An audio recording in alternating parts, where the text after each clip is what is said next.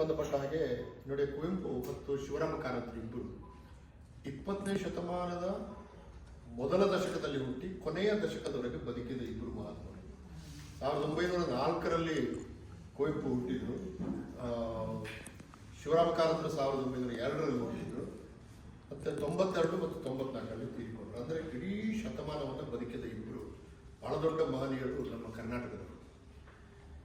ಈ ಶತಮಾನ ಮೊದಲನೇ ಮಹಾಯುದ್ಧವನ್ನು ಕಂಡ ಶತಮಾನ, ಕರ್ನಾಟಕ ಏಕೀಕರಣವನ್ನು ಕಂಡ ಶತಮಾನ, ಎರಡನೇ ಮಹಾಯುದ್ಧವನ್ನು ಕಂಡ ಶತಮಾನ, ಭಾರತಕ್ಕೆ ಸ್ವಾತಂತ್ರ್ಯ ಬಂದ ಒಂದು ಕಾಲಘಟ್ಟ, ಸ್ವಾತಂತ್ರ್ಯ ಸಿಕ್ಕಿದ ನಂತರ ದೇಶವನ್ನು ಕಟ್ಟಿದಂಥ ಒಂದು ಕಾಲಘಟ್ಟ, ಆಮೇಲೆ 90ರ ನಂತರ ಭಾರತ ಜಾಗತೀಕರಣಕ್ಕೆ ತೆಗೆದುಕೊಂಡ ಮೇಲೆ ಮಾರುಕಟ್ಟೆ ಕೇಂದ್ರಿತವಾದಂಥ ಒಂದು ಲೋಕ ಬೆಳೆದದಕ್ಕೆ. ಹೀಗಾಗಿ 20ನೇ ಶತಮಾನದ ಉದ್ದದ ಆವರಿಸಿಕೊಂಡ ಇಬ್ಬರು ಲೇಖಕರು ಶಿವರಾಮ ಕಾರಂತರು ಮತ್ತು ಕುವೆಂಪು. ಇವತ್ತು ನನಗೆ 21ನೇ ಶತಮಾನದಲ್ಲಿ 25 ವರ್ಷ ನಾವು ಆಲ್ರೆಡಿ ಮುಗಿಸಿದ್ದೇವೆ. ಇನ್ನು 75 ವರ್ಷ ಈ ಶತಮಾನದಲ್ಲಿ ನನಗೆ ಅನಿಸಿಕೆ ಅಲ್ಲ. ಈ 20,000 ಜನ ಹೊರಗಡೆ ಏನು ಹೋಗ್ತಿದ್ದಾರೆ, ಅವರು ಅವರ ಉದ್ಯೋಗದ ಜಾಗದಲ್ಲಿ ಆ ಭಾಷೆನ ಕಲಿಬಹುದು. ಈ ಪ್ರತಾಪ್ ಸಿಂಹ ಅವರು ಅಲ್ಲೇ ಓದ್ತಾರೆ, ಅವರು ಒಂದು 15 ದಿವಸ ಇದ್ದರೆ ಭಾಷೆ ಬಂದುಬಿಡುತ್ತೆ. ಯಾರಿಗಾದ್ರೂ ಅಷ್ಟೇ. ನಾನೇ ಡೆಲ್ಲಿಗೆ ಹೋದಾಗ ನನಗೆ ಹಿಂದಿ ಬರ್ತಾ ಇಲ್ಲ, ಹೋಗಿ 3 ವಾರದಲ್ಲಿ ನಾನು ಹಿಂದಿ ಕಲಿತೆ. ಬ್ರೋಕನ್ ಹಿಂದಿ ಅಂತ ಹೇಳ್ತೇವೆ.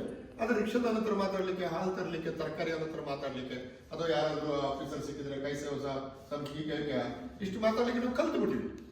ಬಟ್ ಸಮಸ್ಯೆ ಏನಂದ್ರೆ ಅಲ್ಲಿ ಇರುವ ಒಂದು 20,000 ಜನಕ್ಕೆ 7 ಲಕ್ಷ ಜನರ ಭವಿಷ್ಯವನ್ನು ಹಾಳು ಮಾಡೋದಿದೆಯಲ್ಲ, ಇದು ಸರಿಯಾದ ಕ್ರಮ ಅಲ್ಲ. ಆ ದೃಷ್ಟಿಯಿಂದ ಭಾಷೆಯ ಕುರಿತಾಗಿ ಕುವೆಂಪು ಹೇಳಿದ ಮಾತುಗಳು ನಮಗೆ 21ನೇ ಶತಮಾನದಲ್ಲಿ ಒಂದು ದೊಡ್ಡ ಶಕ್ತಿಯಾಗಿ ಕಷ್ಟಪಡಿಸಬೇಕು ಅಂತ. ಹೀಗಾಗಿ ನೋಡಿ, ಆಮೇಲೆ ಇನ್ನೊಂದು ಏನು ಹೇಳ್ತಾರೆ, ಹಿಂದಿ ಕಲ್ತ್ರೆ ಉತ್ತರ ಭಾರತದಲ್ಲಿ ಕೆಲಸ ಸಿಗ್ತದೆ ಅಂತ. ಈಗ ಯಾರಾದ್ರೂ ಹಿಂದಿ ಕಲಿತು ಉತ್ತರ ಭಾರತದಲ್ಲಿ ಕೆಲಸ ಸಿಕ್ಕಿದವರ ಸಂಖ್ಯೆ ಸಿಗಬೇಕು ಸರ್, ನಮಗೆ ಸ್ಟ್ಯಾಟಿಸ್ಟಿಕ್ಸ್ ಸಿಗಬೇಕು. ಯಾರಿಗೆ ಎಷ್ಟು ಜನಕ್ಕೆ ಸಿಕ್ಕಿದೆ? ಯಾರಿಗೂ ಸಿಕ್ಕಿಲ್ಲ. ನೋಡಿ, NCT ಅಂತ ಇದೆ ಡೆಲ್ಲಿಯಲ್ಲಿ, ಗುಡ್ಗಾಂವ್, ನೋಯ್ಡಾ, ಫರೀದಾಬಾದ್, ಡೆಲ್ಲಿ, ಇಲ್ಲಿ ಸುಮಾರು 12 ಲಕ್ಷ ಜನ ಖಾಸಗಿ ಕ್ಷೇತ್ರದಲ್ಲಿ ಕೆಲಸ ಮಾಡ್ತಾರೆ. ಖಾಸಗಿ ಕ್ಷೇತ್ರದಲ್ಲಿ ಅದು ಮಾರುತಿ ಇರ್ಬೋದು, ಎಕ್ಸ್ಟೆನ್ಚರ್ ಇರ್ಬೋದು, ತುಂಬ ಇದೆ. ಈಗ ಅಲ್ಲಿ ಕೆಲಸ ಮಾಡುವ 12 ಲಕ್ಷದಲ್ಲಿ 6 ಲಕ್ಷ ಜನ ತಮಿಳರಿದ್ದಾರೆ, ತಮಿಳು ಮಾತೃಭಾಷೆಗಳಿದ್ದಾರೆ. ಅವರು ಹಿಂದಿಯನ್ನು ಓದೇ ಇಲ್ಲ. ಅವ್ರು ಪ್ರಥಮ ಭಾಷೆ ತಮಿಳು, ಎರಡನೇ ಭಾಷೆ ಇಂಗ್ಲಿಷ್ ಓದಿದ್ದಾರೆ. ಅಲ್ಲಿ 6 ಲಕ್ಷದಷ್ಟು ಜನ ಕೆಲಸ ಮಾಡ್ತಾ ಇದ್ದಾರೆ. ನಾವು ಎಲ್ಲರೂ 100ಕ್ಕೆ 99% ಜನ ಭಾರತದ ರಾಷ್ಟ್ರೀಯ ಹೋರಾಟದಲ್ಲಿ ತೊಡಗಿಕೊಂಡವರು ಇಂಗ್ಲಿಷ್ ಬಲ್ಲವರು. ಇಂಗ್ಲಿಷನ್ನು ವಿರೋಧಿಸಿದರು, ಇಂಗ್ಲಿಷರನ್ನು ವಿರೋಧಿಸಿದರು, ಕಲ್ತ್ರು. ಇವರೆಲ್ಲರೂ ಇಂಗ್ಲಿಷ್ ಕಲ್ತ್ರು. ಈಗ ಅವರು ಇಂಗ್ಲಿಷ್ ಓದಿದ್ದರಿಂದ ಅವರಿಗೆ ಸಿಕ್ಕಿದ ಹೊಸ ಒಂದು ಚಿಂತನಾ ಕ್ರಮದಿಂದ ಅವರು ಭಾರತೀಯ ಸಂಸ್ಕೃತಿಯನ್ನು ನೋಡಿದಾಗ, ಭಾರತೀಯ ಸಂಸ್ಕೃತಿಯನ್ನು ಇದ್ದದನ್ನು ಇದ್ದಾಗೆ ಒಪ್ಪಿಕೊಳ್ಳಿಲ್ಲ, ಯಾರು ಒಪ್ಪಿಕೊಳ್ಳಿಲ್ಲ, ಅದನ್ನು ಪರಿಷ್ಕರಿಸಿ ಒಪ್ಪಿಕೊಂಡರು. ವಿರುದ್ಧ ಅಲ್ಲ. ಈಗ ಕುವೆಂಪು ರಾಮಾಯಣಕ್ಕೆ ವಿರುದ್ಧ ಆಗಿದ್ರೆ ರಾಮಾಯಣ ದರ್ಶನ ಯಾಕೆ ಬೇಕು? ರಾಮಾಯಣಕ್ಕೆ ವಿರುದ್ಧ ರಾಜಾರಾಮ್ ಮೋಹನ್ ರಾಯ್, ದಯಾನಂದ ಸರಸ್ವತಿ, ವಿದ್ಯಾಸಾಗರ್ ಇವರೆಲ್ಲ 19ನೇ ಶತಮಾನದ ಉತ್ತರಾರ್ಧ, ಮೊದಲನೆಯ ಶತಮಾನದ 20ನೇ ಶತಮಾನದ ಮೊದಲ ಭಾಗದಲ್ಲಿ ಇಂಗ್ಲಿಷ್ ಓದಿ ಬಂದ ವಿದ್ಯಾವಂತ ವರ್ಗ. ಅಫ್ಕೋರ್ಸ್ ರಾಮಕೃಷ್ಣ ಪರಮಹಂಸರು ಇರಲಿಲ್ಲ, ಆದರೆ ವಿವೇಕಾನಂದರಿಗೆ ಬಹಳ ಚೆನ್ನಾಗಿ ಇಂಗ್ಲಿಷ್ ಬರ್ತಾ ಇತ್ತು. ಅವರು ನ್ಯೂಯಾರ್ಕಲ್ಲಿ ಹೋಗಿ ಮಾಡಿದ ಭಾಷಣ ಬಹಳ ಪ್ರಸಿದ್ಧವಾದರು. ಇವರು ಈ ಉದೀಯಮಾನ ಮಧ್ಯಮ ವರ್ಗ ಅಂತ ಹೇಳ್ತಾರೆ, emerging middle class, including Kuvempu ಇವರು ಇಂಗ್ಲಿಷ್ ಓದಿ ಭಾರತಕ್ಕೆ ಬಂದು ಭಾರತದ ಸ್ವಾತಂತ್ರ್ಯ ಚಳುವಳಿಯಲ್ಲಿ ಹೋರಾಟ ಮಾಡಿದ್ದಾರೆ. ಗಾಂಧಿ ಕೂಡ ಪಠ್ಯಪುಸ್ತಕವನ್ನು ಸರ್ಕಾರ ಕೊಡಬೇಕು. ಹಾಗಾಗಿ ಭಾಷಾ ದ್ವೇಷ ಇಲ್ಲದೆ ಕನ್ನಡವನ್ನು ಉಳಿಸುವುದು ಹೇಗೆ ಎಂಬುದರ ಕುರಿತು ನಮಗೆ ಬಹಳ ಅತ್ಯುತ್ತಮವಾದ ಮಾರ್ಗದರ್ಶನವನ್ನು ಕೊಡುವರು ಕುವೆಂಪು. ನಾನು ಪ್ರಾಧಿಕಾರಕ್ಕೆ ಬಂದ ಮೇಲೆ ಕುವೆಂಪು ಭಾಷೆಯ ಕುರಿತಾಗಿ ಏನು ಹೇಳಿದ್ದಾರೆ ಆ ಮಾರ್ಗದರ್ಶನದಲ್ಲಿ ನಡೀತಿದ್ದೇನೆ ಎಂಬುದು ಒಂದು ಮಾತು. ಎರಡನೇದು, ಧರ್ಮಕ್ಕೆ ಸಂಬಂಧಪಟ್ಟ ಹಾಗೆ ನಾವು ತುಂಬ ಎಚ್ಚರದಿಂದ ಕಾಲಿಡಬೇಕಾದಂಥ ಕಾಲ. ಈಗ ವಿವೇಕಾನಂದರು, ರಾಮಕೃಷ್ಣ ಪರಮಹಂಸ, ಸ್ವತಃ ಕುವೆಂಪು ಅವರ ಗುರು, ಸ್ಮೃತಿಗಳಿಗೂ ವಿರುದ್ಧ ಇಲ್ಲ. ಆದರೆ ಹೊಲೆಯರ ಮಗುವೊಬ್ಬ ಹೊಳೆಯಲ್ಲಿ ಮುಳುಗುತ್ತಿರಲು ಅವನನ್ನು ಎತ್ತುವುದಕ್ಕೆ ಸ್ಮೃತಿಗಳ ಏನು ಓದು ಬೇಕೇ ಅಂತ ಒಂದು ಪ್ರಶ್ನೆ ಕೇಳಿದವರು.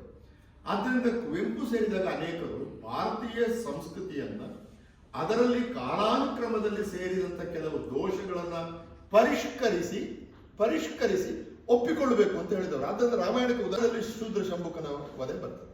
ಶೂದ್ರ ಶಂಭುಕ ಯಾಕೆ ಸಾಯ್ತಾನೆ ಅಂದ್ರೆ, ಶೂದ್ರ ಶಂಭುಕ ತಪಸ್ಸು ಮಾಡಿ ಶುರು ಮಾಡಿದ ಕಾರಣ ಮೂಲ ರಾಮಾಯಣದಲ್ಲಿ ಅಲ್ಲ, ಅದು 7-8 ಶತಮಾನದಲ್ಲಿ ರಾಮಾಯಣಕ್ಕೆ ಸೇರಿದ ಕಥೆ, ಯಾರೋ ಸೇರಿಸಿದ್ದಾರೆ, ಅದು ರಾಮಾಯಣದ ಭಾಗವಾಗಿ ಬಂದಿದೆ. ಅವ ಬ್ರಾಹ್ಮಣ ಹುಡುಗ ಸತ್ತು ಹೋಗ್ತಾನೆ. ಬ್ರಾಹ್ಮಣ ಬಂದು ಹೇಳ್ತಾನೆ, ಏನ್ ರಾಮ ನಿನ್ನಲ್ಲಿ ಅನ್ಯಾಯ ಆಗ್ತಾ ಇದೆ, ನನ್ನ ಮಗು ಸತ್ತು ಹೋಗಿದ್ದಾನೆ ಅಂತ. ಬ್ರಾಹ್ಮಣನ ಮಗು ಸಾಯ್ಬೇಕಾದ್ರೆ ಕಾರಣ ಏನು ಅಂತಂದ್ರೆ, ನಿನ್ನ ರಾಜ್ಯದಲ್ಲಿ ಅನ್ಯಾಯ ನಡೀತಾ ಇದೆ, ಅದಕ್ಕೆ ನನ್ನ ಮಗ ಸತ್ತಿದ್ದಾನೆ. ಏನು ಅನ್ಯಾಯ ಅಂತ ಕೇಳಿದ್ರೆ, ಶೂದ್ರ ಒಬ್ಬ ತಪಸ್ಸು ಮಾಡ್ತಾ ಇದ್ದಾರೆ. ನೋಡಿ ಹೆಂಗಿದೆ ವರ್ಣಾಶ್ರಮ ಧರ್ಮ ಹೆಂಗಿದೆ. ಒಬ್ಬ ಶೂದ್ರ ತಪಸ್ಸು ಮಾಡಿದ್ರೆ, ಓದಿದ್ರೆ, ಜ್ಞಾನವಂತನಾದ್ರೆ ಬ್ರಾಹ್ಮಣ ಸಾಯ್ತಾನೆ ಎಂಬ ಒಂದು ಕಲ್ಪನೆ. ಹಾಗಾದ್ರೆ ಇವ ಬದುಕಬೇಕಾದ್ರೆ ಇವ ಸಾಯ್ಬೇಕು ಅಂತ ಆಯ್ತಲ್ಲ. ಇದು ಸನಾತನ ಧರ್ಮದಲ್ಲಿರಲಿ, ಮಹಾಕಾವ್ಯದಲ್ಲಿರಲಿ, ಯಾವುದಲ್ಲೇ ಇರಲಿ ಒಪ್ಪಿಕೊಳ್ಳುವಂತ ಮನೋಭಾವ ಇಂಗ್ಲಿಷ್ ಓದಿದ ವಿದ್ಯಾವಂತರಿಗೆ ಯಾರಿಗೂ ಇರಲಿಲ್ಲ. ಅದು ಗಾಂಧಿಯಲ್ಲಿ ಇತ್ತು. ರಾಜಾರಾಮ್ ಮೋಹನ್ ರಾಯ್ ಅವರು ಒಂದು ಪೇಪರ್ ಕ್ರಾನಿಕಲ್ ಮ್ಯಾಗಝಿನ್ ಅಂತ. ಬ್ರಾಹ್ಮಣ್ಯಕ್ಕೆ ವಿರೋಧ ಅಲ್ಲ, ಆದ್ರೆ ಬ್ರಾಹ್ಮಣ್ಯವನ್ನು ಇದ್ದಾಗ ಒಪ್ಪಿಕೊಳ್ಳುವುದಿಲ್ಲ. ನೀವು ಸ್ವಲ್ಪ ಹೊಸತು ಮಾಡಿ, ನೀವು ಕೂಡ ಏನು ತೊಂದರೆಗಳಾಗಿದೆ ವರ್ಣಾಶ್ರಮ ಧರ್ಮ ಜಾತಿಯಿಂದ, ನಾವು ಸ್ವಲ್ಪ ಪರಿಷ್ಕರಿಸಿಕೊಂಡು ಮುಂದೆ ಹೋಗೋಣ ಅಂತ ಹೇಳುವಂತ ಒಂದು ಮನೋಭಾವ. ಇವರು ಭಾರತಕ್ಕೆ ವಿರೋಧ ಅಲ್ಲ, ಭಾರತೀಯ ಸಂಸ್ಕೃತಿ ಕೂಡ ವಿರೋಧ ಅಲ್ಲ. ಆದರೆ ಭಾರತೀಯ ಸಂಸ್ಕೃತಿಯನ್ನು ಕಂಡು ಮುಚ್ಚಿ ಒಪ್ಪಿಕೊಳ್ಳುವಂತ ವರ್ಗ ಅದನ್ನು ಪರಿಷ್ಕರಿಸಿ. ಅದನ್ನ ಕುವೆಂಪು ಏನ್ ಮಾಡಿದ್ರು, ಇದರಲ್ಲಿ ಶಿವಬುಕ್ಕನ ಹತ್ರ ಹೋಗ್ತಾರೆ ಅವರು, ಬ್ರಾಹ್ಮಣನ ಮಾತು ಕೇಳಿ, ಯಾರಪ್ಪ ನೀನು, ಮೂಲದಲ್ಲಿ ಶೂದ್ರ ಯೋನಿಯೋ ಪ್ರಸೂತೋ ಅಸ್ಮಿ ರಾಜ ಶೂದ್ರಕೋ ನಾಮ ಬರ್ತದೆ, ನಾನು ಶೂದ್ರ ಯೋನಿಯಲ್ಲಿ ಜನಿಸಿದವನು. ನೋಡಿ ಎಷ್ಟು ತಮಾಷೆ ಇದೆ ಅಂದ್ರೆ, ನೀನು ಯಾರು ಅಂತ ಕೇಳುವಾಗ ನಾನು ದೊಡ್ಡ ಜಾತಿಯಲ್ಲಿ ಹುಟ್ಟಿದವ ಅಂತ ಹೇಳ್ಬೇಕಾದ ಪರಿಸ್ಥಿತಿ ಇತ್ತು. ನೋಡಿ, ಬರೀ ಹೆಸರು ಹೇಳಿದ್ರೆ ಸಾಲದ. ಕಾಲ ಹೆಂಗಿತ್ತು ಅಂತಂದ್ರೆ, ನಿನ್ನ ಜಾತಿಗೂ ನಿನ್ನ ವಿದ್ಯೆಗೂ ನಿನ್ನ ಸ್ಥಾನಕ್ಕೂ ಒಂದು ಸಂಬಂಧ ಕಲ್ಪಿಸಿಕೊಟ್ಟಂತ ಕಾಲ. ಸೊ ಕೇಳ್ತಾನೆ ಅವನು, ಇಲ್ಲಿ ಬ್ರಾಹ್ಮಣ ಹೇಳ್ತಾನೆ, ಇವನೇ ಪಾಷಂಡ, ಇವನನ್ನು ಕೊಲ್ಲು ಅಂತ. ರಾಮ ಅನ್ಯಾಯ ಮಾಡಿ ಅವನನ್ನು ಕೊಲ್ಲುವಂತ ಬ್ರಹ್ಮಾಸ್ತ್ರ ಬಿಡ್ತಾನೆ. ಆ ಬ್ರಹ್ಮಾಸ್ತ್ರ ಹೋಗಿ ಶಂಭೂಕನನ್ನು ಕೊಲ್ಲುವುದಿಲ್ಲ, ಅನ್ಯಾಯ ಮಾಡಿದ ಬ್ರಾಹ್ಮಣನನ್ನು ಬಂದಿದ್ದಾನೆ. ಎಷ್ಟು ಚೆನ್ನಾಗಿದೆ. ನಾಟಕ ಕೊನೆಯಾದಾಗ ಬ್ರಾಹ್ಮಣನೂ ಬದುಕ್ತಾನೆ, ನಾಟಕ ಕೊನೆಯಾದಾಗ ಶಂಭೂಕನು ಬದುಕ್ತಾನೆ, ನಾಟಕ ಕೊನೆಯಾದಾಗ ಬ್ರಾಹ್ಮಣನ ಮಗನೂ ಬದುಕ್ತಾನೆ. ಇದು ಸರ್ವೋದಯ, ಎಲ್ಲರೂ ಬದುಕಬೇಕು ಅಂತ ಹೇಳುವಂತ ಒಂದು ಪೂರ್ಣ ದೃಷ್ಟಿ ಅಂತ ನಾವು ಏನು ಹೇಳ್ತೀವಿ. ಅದನ್ನು ಅವರು ಅವರ ಸ್ಮಶಾನ ಕುರುಕ್ಷೇತ್ರ ನೋಡಿ, 18 ಅಕ್ಷೋಹಿಣಿ ಸೈನ್ಯ ಸತ್ತು ಹೋಗಿದೆ. ಒಂದು ಲೇಖಕ ವೇದವ್ಯಾಸನನ್ನೇ ಸಮಾಧಾನ ಮಾಡೋದು ಎಷ್ಟು ಬ್ಯೂಟಿಫುಲ್ ಆಗಿದೆ ಅಂದ್ರೆ, ನಮ್ಮ ಹಿಂದಿನ ಕಾವ್ಯಗಳ ನಾಯಕರು, ಹಿಂದಿನ ಕಾವ್ಯಗಳ ಲೇಖಕರು, ಹಿಂದಿನ ಕಾವ್ಯಗಳ ಓದುಗರು ಒಬ್ಬನೇ ಆಗಿದೆ. ರಾಮನ ಕಥೆಗೆ, ರಾಮ ಕೊನೆ ನಿಮ್ಗೆ ಗೊತ್ತಿದೆ, ಕುಶಲವರು ರಾಮಾಯಣವನ್ನು ಹಾಡುವಾಗ ರಾಮಾಯಣದ ನಾಯಕ ಯಾರು? ರಾಮ.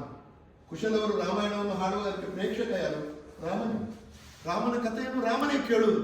ಎಷ್ಟು ಬ್ಯೂಟಿಫುಲ್ ಆಗಿದೆ ಅಂದ್ರೆ, ಕುವೆಂಪು ಬರೆದಿರೋದು ನಮ್ಮ ಕಥೆ, ಅದರ ನಾಯಕರು ನಾವೇ, ಅದರನ್ನು ಸ್ವೀಕಾರ ಮಾಡುವವರು ನಾವೇ, ಬೇರೆ ಅಲ್ಲ. ಹಾಗಾಗಿ ಧರ್ಮದ ವಿಷಯಕ್ಕೆ ಬಂದಾಗ ಸನಾತನ ಧರ್ಮ ಹೇಗಿದೆಯೋ ಹಾಗೆಯೇ ಒಪ್ಪಿಕೊಳ್ಳಬೇಕು ಎಂಬ ಒಂದು ಧೋರಣೆ ಇದೆ. ಅದು ಕುವೆಂಪುದ ಆಗಿದೆಯಲ್ಲ.